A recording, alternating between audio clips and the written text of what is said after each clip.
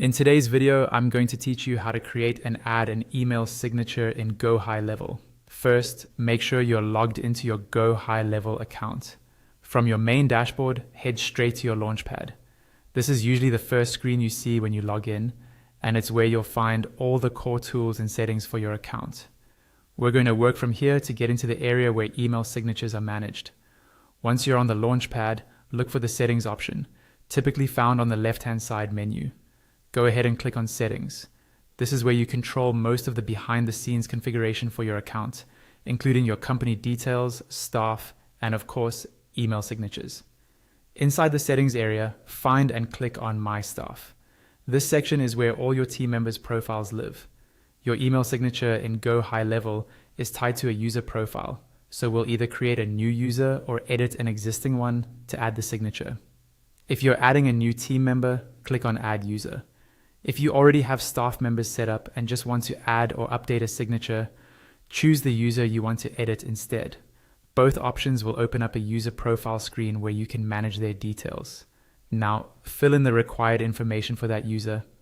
Add the first name, last name, email address, and phone number.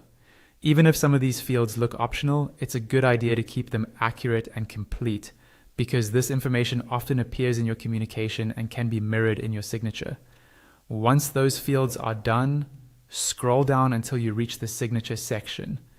Here, you'll see a few important options. First, there's a checkbox that allows you to include the signature before quoted text in replies.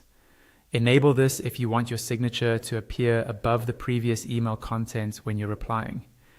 It keeps your contact details visible and professional in longer email threads.